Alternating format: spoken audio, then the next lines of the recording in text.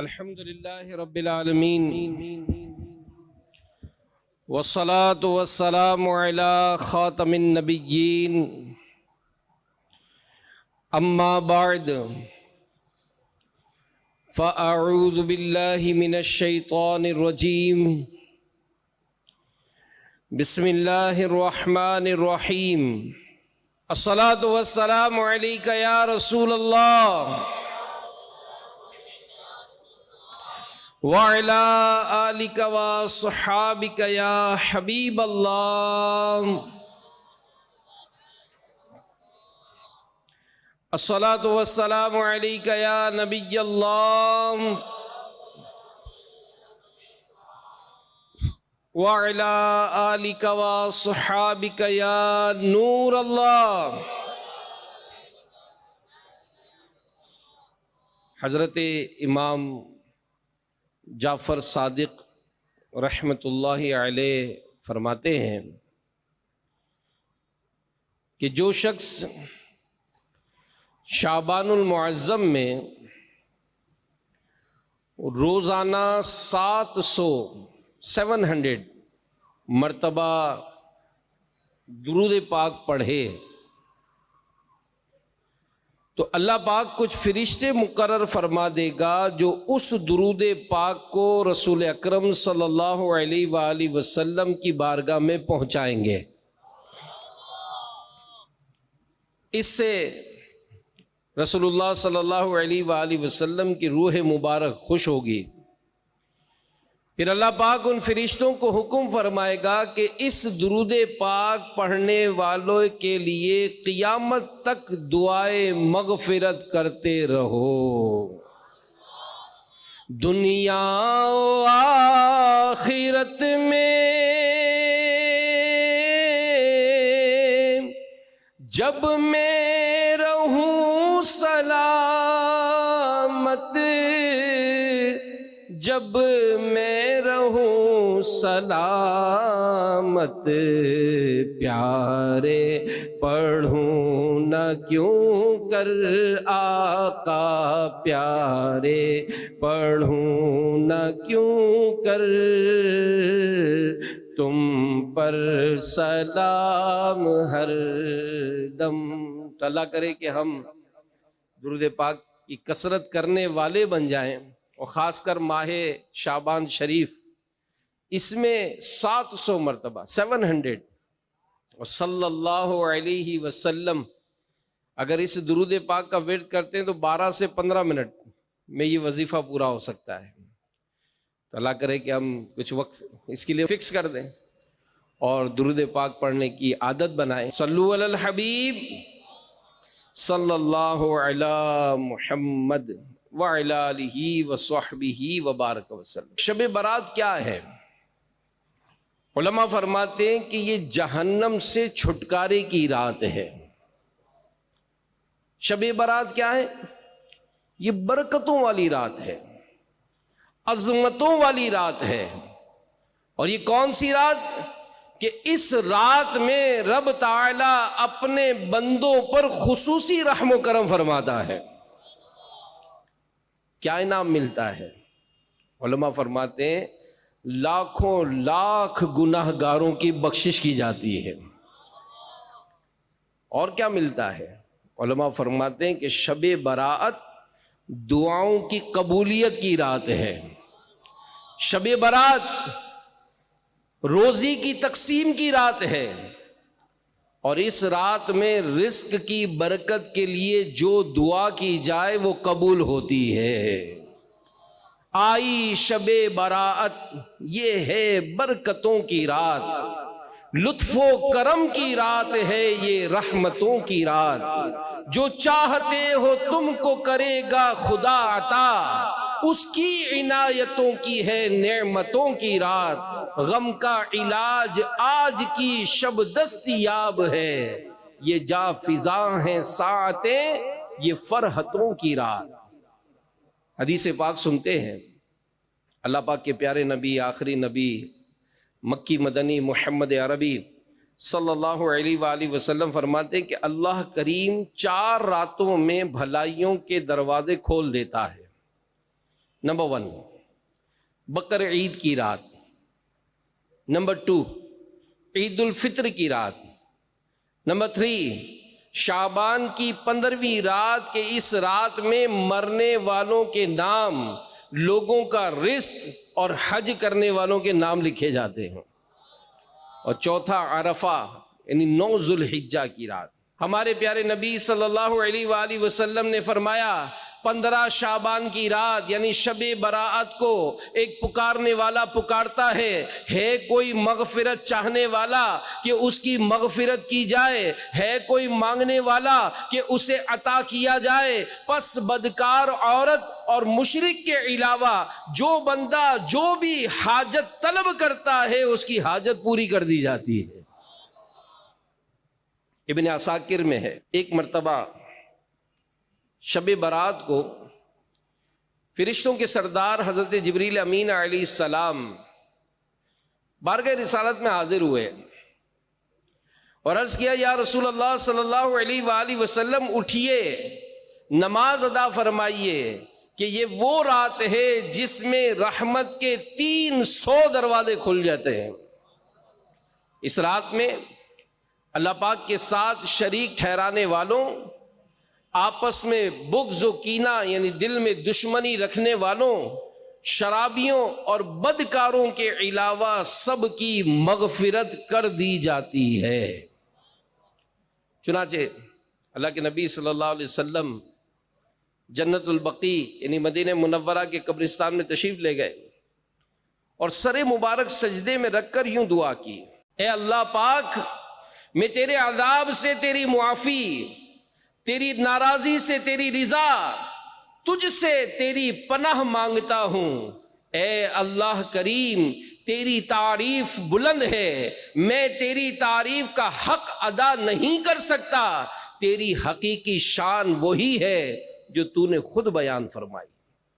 پھر رات کے چوتھے پہر جبریل امین علیہ السلام دوبارہ حاضر خدمت ہوئے اور عرض کیا یا رسول اللہ صلی اللہ علیہ وآلہ وسلم اپنا سر مبارک آسمان کی طرف اٹھائیے۔ پیارے آقا صلی اللہ علیہ وآلہ وسلم نے سر اقدس آسمان کی طرف اٹھایا، دیکھا کہ رحمت کے دروازے کھلے ہوئے ہیں، ہر دروازے پر ایک فرشتہ اعلان کر رہا ہے۔ پہلے دروازے پر فرشتہ پکار رہا تھا اس رات میں عبادت کرنے والوں کو مبارک ہو، دوسرے دروازے کا فرشتہ اعلان کر رہا تھا مبارک ہو اسے جو اس رات میں سجدہ کرے، تیسرے دروازے کا فرشتہ کہہ رہا تھا اس رات میں رکوع کرنے والے کو مبارک ہو، چوتھے دروازے کا فرشتہ پکار رہا تھا اس رات میں اپنے رب کریم سے دعا مانگنے والے کو مبارک ہو، پانچویں دروازے کا فرشتہ یوں صدا لگا رہا تھا مبارک ہو اسے جو اس رات میں اپنے رب کریم سے مناجات کرنے میں مصروف ہے، چھٹے دروازے کا فرشتہ اعلان کر رہا تھا اس رات میں مسلمانوں کو مبارک ہو، ساتویں دروازے کا فرشتہ کہہ رہا تھا اللہ پاک کو ایک ماننے والوں کو مبارک ہو، آٹھویں دروازے پر فرشتہ یوں پکار رہا تھا ہے کوئی توبہ کرنے والا کہ اس کی توبہ قبول کی جائے، نویں دروازے کا فرشتہ اعلان کر رہا تھا ہے کوئی مغفرت طلب کرنے والا کہ اس کی مغفرت کر دی جائے، دسویں دروازے کا فرشتہ اعلان کر رہا تھا ہے کوئی دعا مانگنے والا کہ اس کی دعا قبول کی جائے۔ تو اللہ پاک کے آخری نبی صلی اللہ علیہ وآلہ وسلم نے جب یہ رحمت بھرا منظر دیکھا تو فرمایا جبریل یہ دروازے کب تک کھلے رہیں گے؟ عرض کیا رات کی ابتدا سے طلوع فجر تک دروازے یوں ہی کھلے رہیں گے۔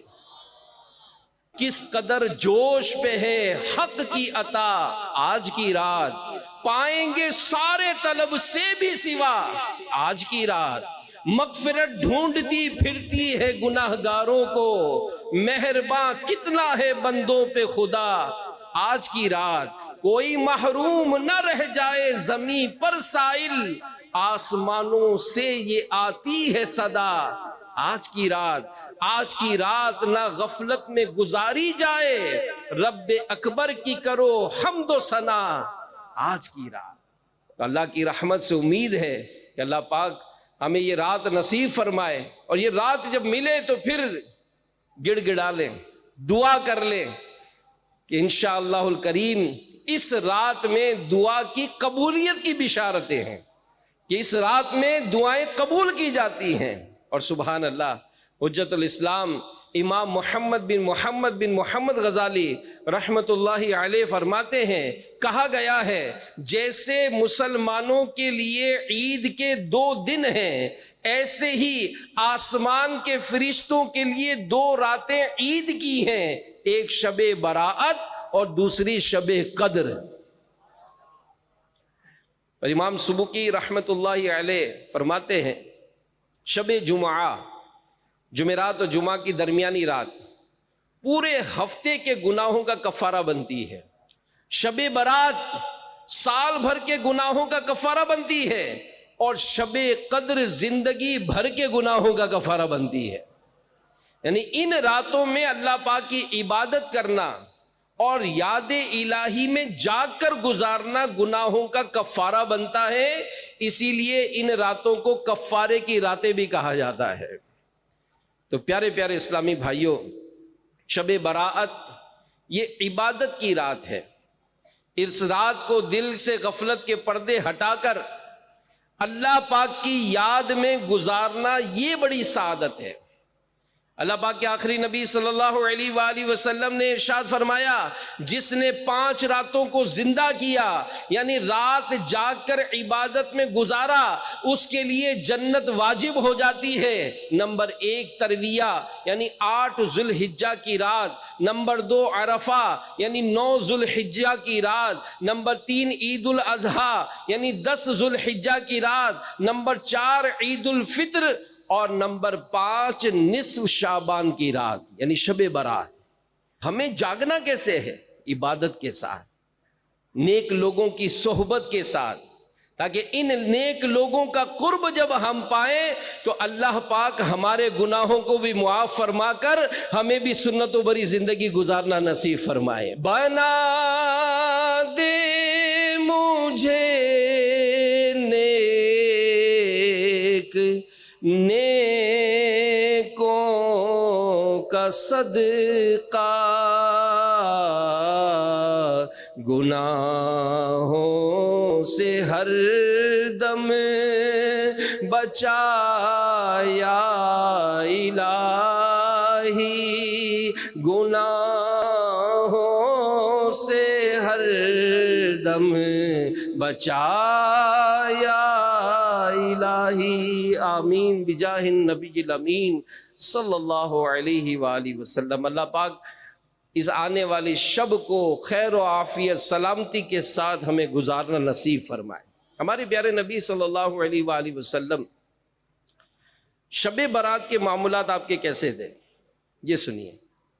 سب مسلمانوں کی پیاری امی جان حضرت بی بی عائشہ صدیقہ طیبہ طاہرہ عابدہ زاہدہ مفتیہ رضی اللہ عنہا فرماتی ہیں کہ ایک مرتبہ حضور جان کائنات فخر موجودات صلی اللہ علیہ وآلہ وسلم نماز ادا کرنے کھڑے ہوئے۔ آپ صلی اللہ علیہ وآلہ وسلم نے اتنا لمبا سجدہ کیا کہ مجھے گمان ہوا کہ کہیں حالت سجدہ ہی میں آپ کی روح قبض نہ کر لی گئی ہو۔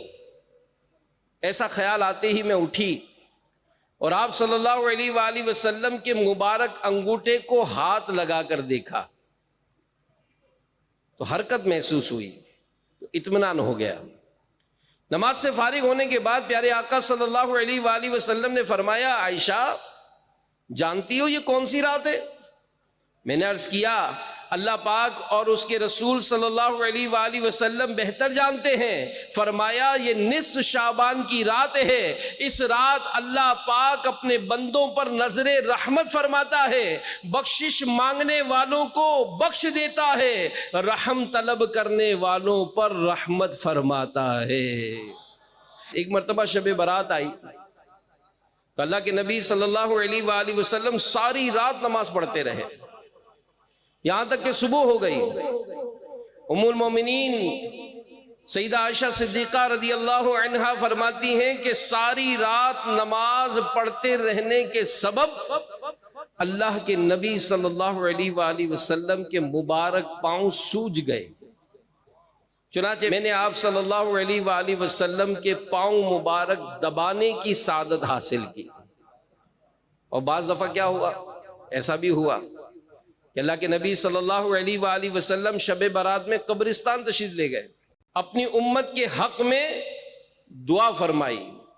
اور حدیث پاک میں ہے ایک مرتبہ پیارے نبی صلی اللہ علیہ وآلہ وسلم شب برات کو جنت البقیع میں تشریف لے گئے اور وہاں مسلمان مردوں، عورتوں اور شہیدوں کے لیے دعائے مغفرت فرماتے رہے۔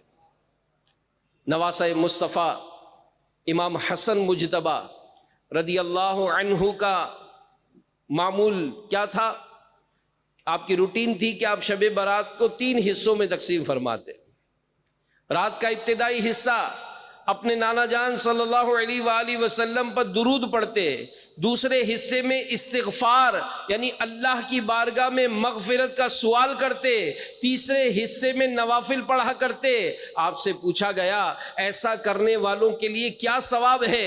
آپ نے ارشاد فرمایا میں نے اپنے والد مسلمانوں کے چوتھے خلیفہ مولا علی رضی اللہ عنہ سے سنا ہے، نبی اکرم صلی اللہ علیہ وآلہ وسلم نے فرمایا جو نصف شعبان کی رات کو زندہ کرے یعنی یہ رات عبادت میں گزارے، وہ اللہ پاک کے مقرب بندوں کی فہرست یعنی لسٹ میں لکھا جاتا ہے۔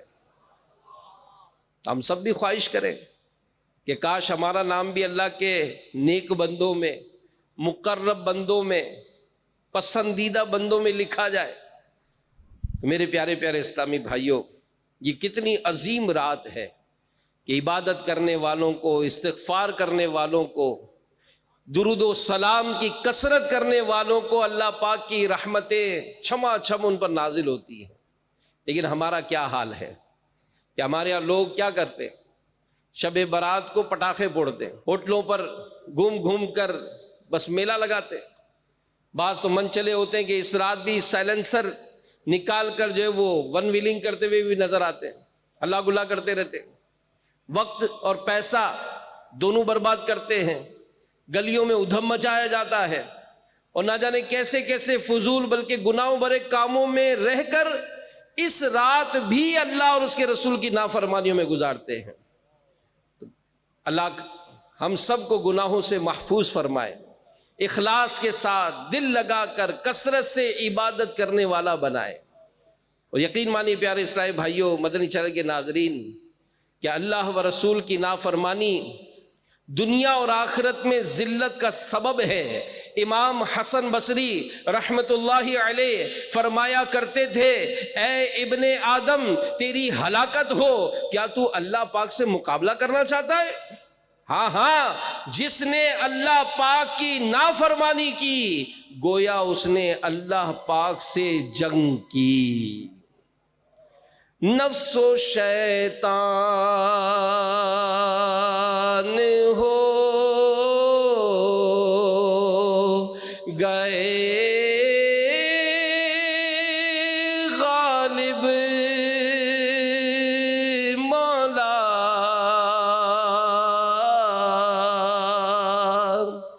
نفس شیطان ہو گئے غالب، ان کے چنگل سے تو چھڑا یا رب۔ میرے پیارے اسلامی بھائیوں، مدنی چینل کے ناظرین، موت ہر لمحہ قریب آتی جا رہی ہے۔ آج ہم نوٹس نہیں لیتے، جی ہاں ہم نوٹس نہیں لیتے۔ مسجد سے ہونے والا اعلان، حضرات اعلان سماعت فرمائیے فلاں کا انتقال ہو گیا، ہم توجہ نہیں دیتے، ہم غور نہیں کرتے کہ اس طرح سے جو آواز آ رہی ہے کہ حضرات فلاں کا انتقال ہو گیا، تو کیا یہ میرا اعلان نہیں ہو سکتا؟ میرا بھی اعلان ہوگا۔ آج کسی کے مرنے کی خبر سن کر ایس ایم ایس پڑھتے، ارے اس کا انتقال ہو گیا۔ یہ جو اعلان ہے، یہ جو موت کی خبریں ہیں، یہ جو ایس ایم ایس ہے، یہ جو واٹس ایپ ہے، یہ جو مختلف میڈیا کے ذریعے جو خبریں ملتی ہیں کہ یہ انتقال ہو گیا، اس کا موت واقع ہو گئی، تو کبھی تصور بنائے کہ جس طرح آج اس کا انتقال کی آواز آ رہی ہے، کل میرے بھی مرنے کی خبر ہوگی۔ آج جس طرح اس کے مرنے کا کوئی پیغام چلا ہے، ان قریب وہ وقت آئے گا کہ میری بھی موت واقع ہو جائے گی۔ ہم تو شب برات کی بات کر رہے ہیں، ہم میں سے کسی کو نہیں پتا کہ آیا وہ شب برات ہم پائیں گے بھی کہ نہیں۔ آج رات کو سونے والا جو جناب کہا جا رہا ہے جس کو، ہو سکتا ہے کہ کل صبح اس کو مرحوم کہہ کر پکارا جا رہا ہو۔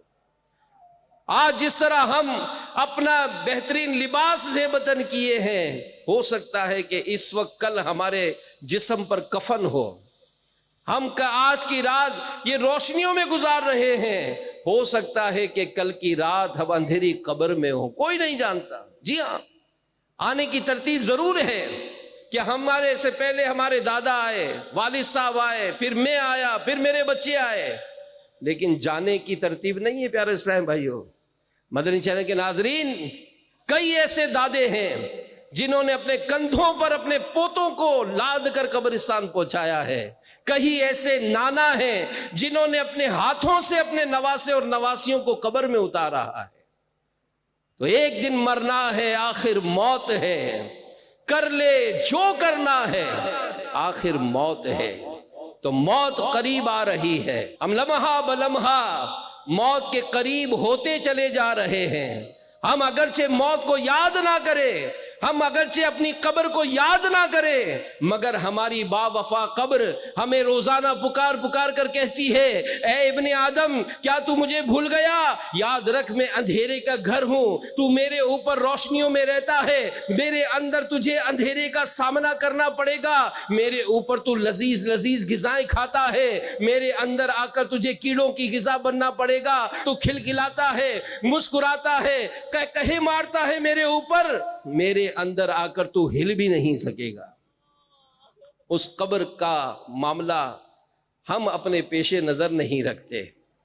یاد رکھیے میرے پیارے پیارے اسلامی بھائیوں، اگر زندگی وفا کرتی ہے اور ہم شب برات کو پانے میں کامیاب ہو جاتے ہیں، تو نیت کر لیجئے کہ پٹاخے نہیں پھوڑیں گے، آتش بازی کر کے وقت اور پیسہ برباد نہیں کریں گے، بلکہ اللہ توفیق دے تو روزہ رکھ کر آنے والی شب برات کا گویا ہم نیکیوں سے استقبال کریں گے، اور عصر کی نماز بھی با جماعت اپنے مسجد میں ادا کر کے پہلی صف پا کر ہم وہیں پر ذکر و اذکار کرتے ہوئے، استغفار کرتے ہوئے، دعائیں کرتے ہوئے اس آنے والی شب برات کا گویا استقبال کریں گے۔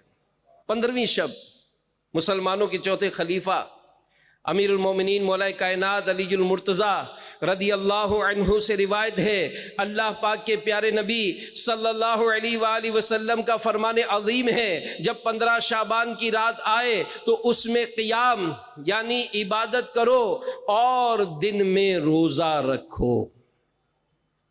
تو یہ حدیث پاک ذکر کرنے کے بعد امیر علیہ سنت فرماتے کہ شب برات اعمال نامے تبدیل ہوتے ہیں، ممکن ہو تو 15 شعبان کو بھی روزہ رکھ لیا جائے، 14 شعبان کو بھی روزہ رکھ لیا جائے، تاکہ نامہ اعمال کے آخری دن بھی روزہ ہو، عصر کی نماز جماعت کے ساتھ پڑھ کر وقت گزارے، اور شب برات جب شروع ہو تو اس وقت کاش ہم مسجد میں ہی موجود ہوں۔ اور یہ کتنی مبارک رات ہے۔ امیر المومنین عمر بن عبدالعزیز رحمت اللہ علیہ ایک مرتبہ 15 شعبان المعظم کی رات یعنی شب برات عبادت میں مصروف تھے، سر اٹھایا، ایک سبز پرچہ ملا جس کا نور آسمان تک پھیلا ہوا تھا، اس پر لکھا تھا، خدائے مالک و غالب کی طرف سے یہ جہنم کی آگ سے آزادی کا پروانہ ہے جو اس کے بندے عمر بن عبدالعزیز کو عطا ہوا۔ ہر خطا تو در گزر کر بے کس و مجبور کی، ہر خطا تو در گزر کر بے کس و مجبور کی، یا الہی مغفرت کر بے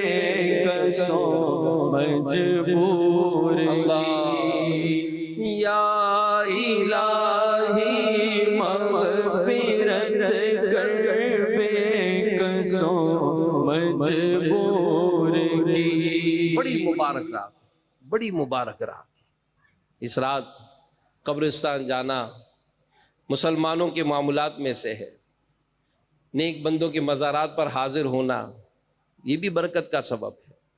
مشہور مفسر قرآن حکیم الامت مفتی احمد یار خان رحمۃ اللہ علیہ فرماتے ہیں اگر ہو سکے تو 14ویں اور 15ویں تاریخ کو روزہ رکھے، 15ویں تاریخ کو حلوہ وغیرہ بزرگان دین کی فاتحہ پڑھ کر صدقہ کرے، اور 15ویں رات کو ساری رات جاگ کر نفل پڑھے۔ اس رات کو ہر مسلمان ایک دوسرے سے اپنے قصور معاف کروا لے، کیونکہ بغض یعنی دل میں دشمنی رکھنے والے مسلمان کی دعا قبول نہیں ہوتی۔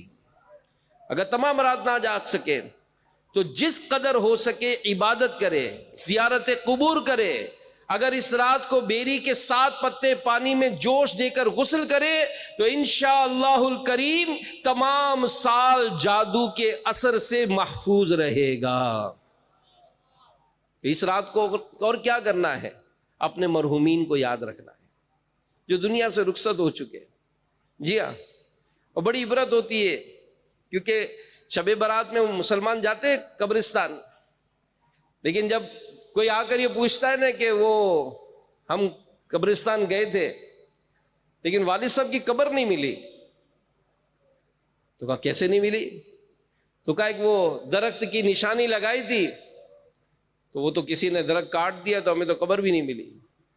یعنی آپ سوچیں کیسا عجیب حال ہے پیارے اسلام بھائیوں، کہ جس والد نے ساری زندگی کما کما کر ہمارے لیے گھر تعمیر کرایا، ہمارے لیے بزنس سیٹ کیا، ہمیں گاڑیاں دی، ہمیں بینک بیلنس دیا، اس والد کے انتقال کے بعد اسی والد کے گھر میں رہتے ہیں، اس والد کے دیے ہوئے کاروبار کو کرتے ہیں، اس والد کی چھوڑی ہوئی گاڑیوں میں گھوم رہے ہیں، لیکن اس والد کی قبر تک بھول گئے ہیں۔ کیسی عبرت کی بات ہے یہ کہ ہم مطلب اس دنیا کو سنوارنے میں لگے ہوئے ہیں، رات دن کوشش کیوں کی جا رہی ہے کہ میری جو نسلیں ہیں، میرے جو اولاد ہے، اس کا آنے والا مستقبل سنور جائے، اور یہ آج کی اولاد ہے جو اپنے والد کی قبر تک بھی نہیں سنبھال سکی۔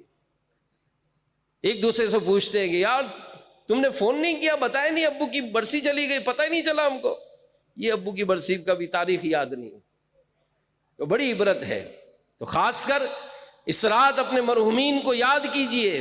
امام جلال الدین سیوطی شافعی رحمت اللہ علیہ فرماتے ہیں، حضرت عبداللہ بن عباس رضی اللہ عنہما سے روایت ہے، عید الفطر عید الاضحیٰ کے دن ماہ رجب کے پہلے جمعے، نصف شعبان یعنی شب برات اور جمعہ کی رات فوت شدگان جو دنیا سے چلے گئے ان کی روحیں اپنے گھروں کے دروازوں پر کھڑی ہو جاتی ہیں اور کہتی ہیں صدقہ کر کے ہم پر رحم کرو، اگرچہ روٹی کا ایک لقمہ ہی ہو، اگر وہ چیز نہیں پاتی، یعنی ان کے ایصال ثواب کے لیے کچھ بھی صدقہ نہ کیا جائے، حسرت سے واپس لوٹ جاتی ہے۔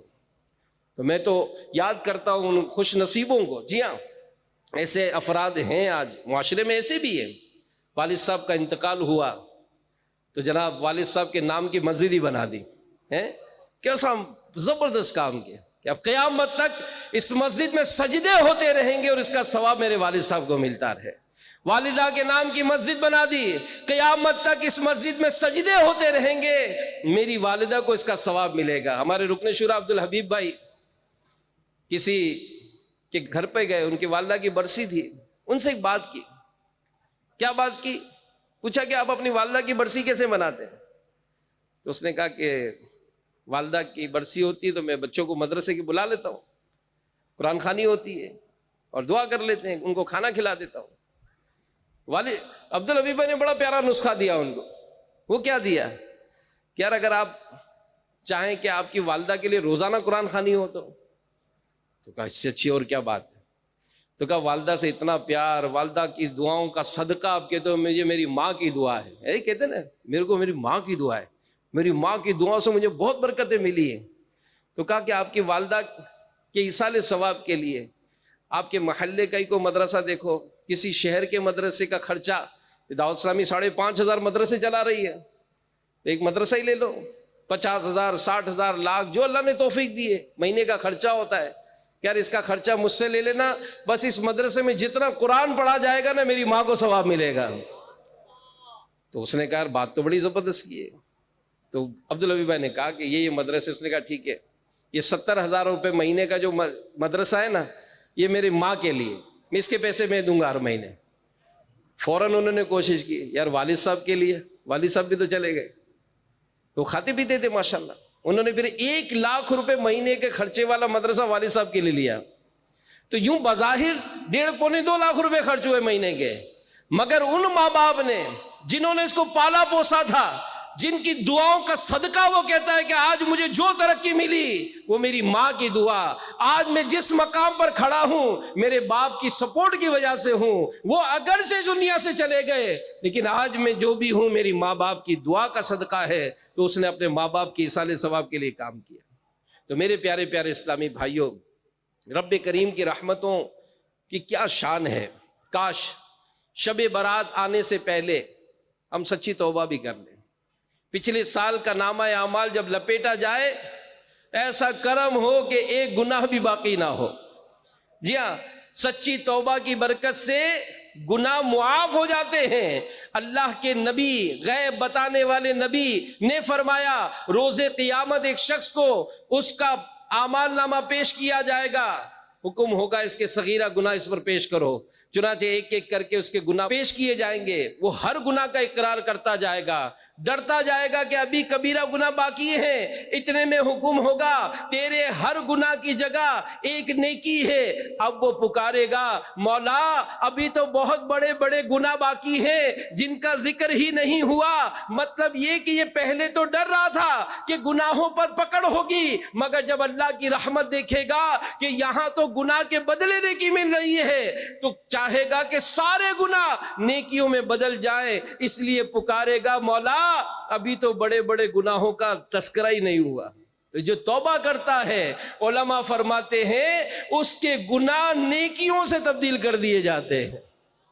تو کاش ہمیں سچی پکا توبہ نصیب ہو جائے۔ یا اللہ ہمارے گناہوں کو معاف فرما، تجھے واسطہ سارے نبیوں کا مولا، میری بخش دے ہر خطا یا الہی، میری بخش دے ہر خطا یا الہی، میری بخش دے ہر خطا یا الہی۔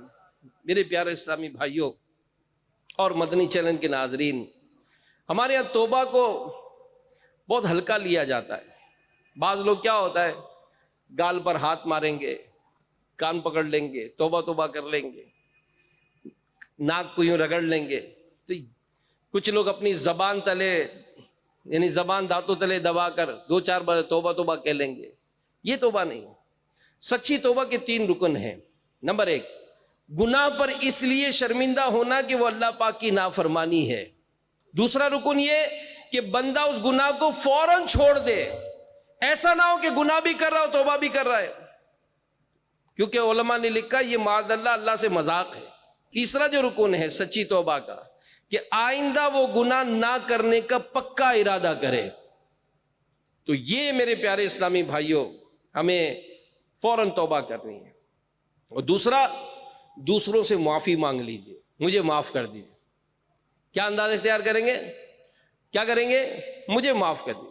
اپنے امی ابو سے، بھائی بہنوں سے، اپنے بچوں سے، اپنے گھر والوں سے، اپنے رشتہ داروں سے، اپنے پڑوسیوں سے مجھے معاف کر دیجئے، مجھے معاف کر دیجئے۔ جو جان پہچان والے جو آپس میں اٹھتے بیٹھتے مجھے معاف کر دیجئے، تاکہ یہ جو معافی ہے نا یہ بہت ضروری ہے، کیونکہ جب تک بندہ معاف نہیں کرے گا حقوق العباد کے بارے میں علماء فرماتے معافی نہیں ملے گی۔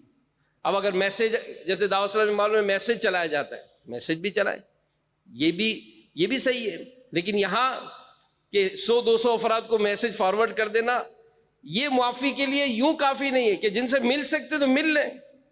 اب آپ نے ڈانٹا سب کے سامنے اور کان میں جا کے سوری کر لیں تو یہ درست نہیں ہے۔ آپ معافی بھی پھر گج وج کے مانگے تاکہ آپ کو بھی احساس ہو کہ میرے سے غلطی ہوئی ہے۔ تو میرے پیارے پیارے اسلامی بھائیوں، یہ ہمارے بزرگوں کا طریقہ رہا ہے۔ سید اعلیٰ حضرت امام اہل سنت نے بھی ایک باقاعدہ مکتوب تحریر فرمایا اپنے متعلقین کو، اور اس رات کی اہمیت کو بیان کیا اور ایک دوسرے سے حقوق معاف کروانے کا ذہن دیا۔ اللہ ہمیں بھی توفیق عطا فرمائے۔ پھر جو ایک اہم بات کہ بعض روایت میں ہے کہ بعض ایسے بدنصیب بھی ہیں جو اس رات بھی مغفرت سے محروم رکھے جاتے ہیں۔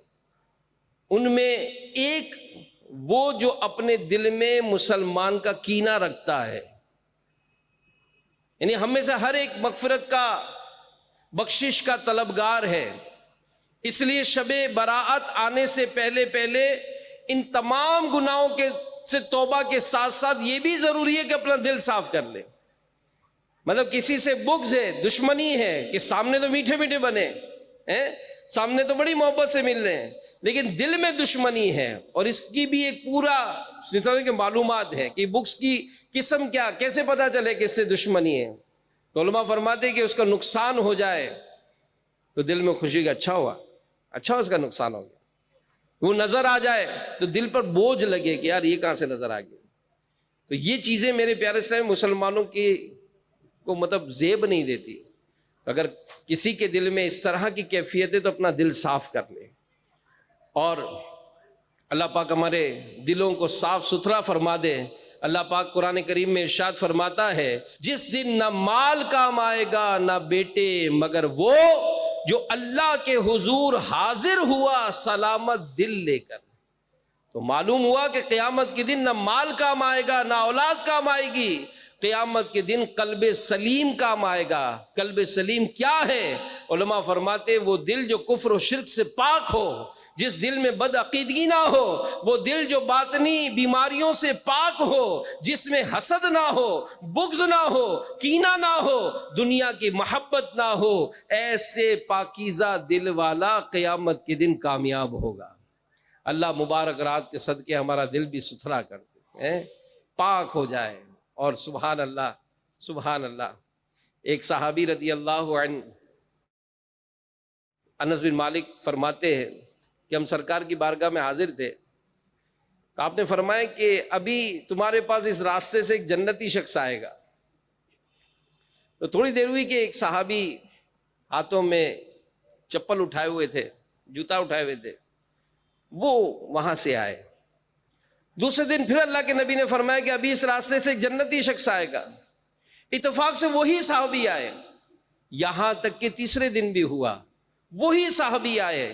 حضرت عبداللہ بن عمر رضی اللہ عنہما فرماتے ہیں، میں ان انصاری صحابی کے گھر پہنچا، درخواست کی آپ کی یہاں مہمان بننا چاہتا ہوں۔ میں 3 راتیں ان کے پاس رہا، اس رات میں نے ان کو نفلی عبادت کرتے نہیں دیکھا، اتنا ضرور تھا جب بستر پر کروٹ بدلتے اللہ کا ذکر کرتے، اور ایک اچھی عادت دیکھی کہ وہ خاموش رہا کرتے۔ جب 3 راتیں گزر گئیں، میں نے اصل بات بتائی کہ اللہ کے نبی کی بارگاہ میں حاضر تھا، اللہ کے نبی نے فرمایا کہ ابھی اس راستے سے ایک جنتی شخص آئے گا۔ 3 دن فرمایا، تینوں دن آپ آئے، میں نے چاہا کہ آپ کی بات دیکھوں آپ ایسا عمل کون سا کرتے ہیں، مگر میں نے آپ کا کوئی خاص عمل نہیں دیکھا۔ انہوں نے فرمایا میرا عمل تو وہی ہے جو آپ دیکھ چکے، البتہ ایک عمل یہ ہے کہ اپنے دل میں کسی مسلمان کے لیے کینہ نہیں رکھتا، نہ کسی مسلمان کو ملنے والی نعمت پر حسد کرتا ہوں۔ حضرت عبداللہ بن عمر رضی اللہ عنہ فرمایا کہ یہی وہ وصف ہے، یہی وہ کوالٹی ہے جس نے آپ کو اس مقام پر پہنچایا۔ تو ستھرا دل، صاف ستھرا دل بنائیں اور اس کا علم حاصل کرو۔ ماشاءاللہ جو مدرسۃ المدینہ بالغان میں ہفتہ وار اجتماع میں، مدنی مذاکروں میں، دعوت اسلامی کے مدنی قافلوں میں جو سفر کرتے ہیں، ان کو یہ علم کی دولت ملتی ہے، یہ دولت علم ملتی ہے، اور پھر وہ اپنے آپ کو ستھرا بنانے میں کامیاب ہو جاتے ہیں۔ تو اے عاشقان رسول، اپنے دلوں کو مسلمانوں کے کینوں سے پاک رکھنا ہے، اس شب برات میں خوب عبادت کرنی ہے۔ 6 نوافل مساجد اہل سنت میں ان کے معمولات ہیں، ضرور ادا کریں۔ جو اسلامی بہنیں ہیں وہ گھروں پر ان نوافل کا اہتمام کریں۔ 6 نفل نماز پڑھی جاتی ہیں، 2 رکعتیں دراز عمر خیر کی نیت سے 2 رکعتیں، اس نیت سے کہ اللہ پاک ان کی برکت سے بلاؤں سے حفاظت فرمائے،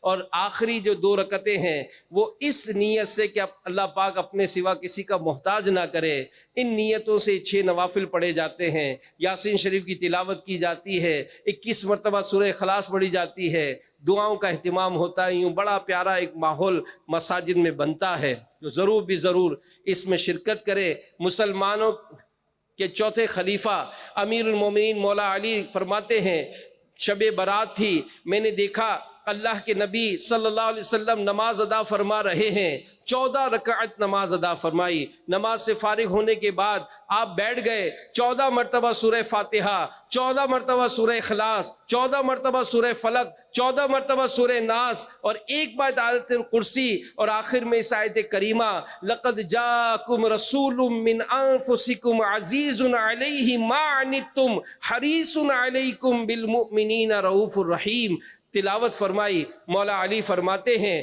جب آپ فارغ ہوئے میں نے اس کے بارے میں پوچھا، فرمایا اے علی جو اس طرح عمل کرے جو تم نے دیکھا تو اس کے لیے 20 مقبول حج، 20 سال کے مقبول روزوں کا ثواب لکھا جائے گا۔ تو اللہ پاک ہم سب کو اس کی برکتیں نصیب فرمائے اور ہمیں اس رات کو اچھا گزارنے کا ذہن عطا فرمائے، اور اللہ خیر و عافیت و سلامتی کے ساتھ اس رات کو پانا بھی نصیب کرے، اور جب ہم یہ پا لیں تو اللہ پاک اس میں ہم سب کو عبادت کرنے، تلاوت کرنے، ریاضت کرنے کی توفیق عطا فرمائے۔ صلو علی الحبیب صلی اللہ تعالی علی محمد وعلی آلہ وصحبہ وبارک وسلم۔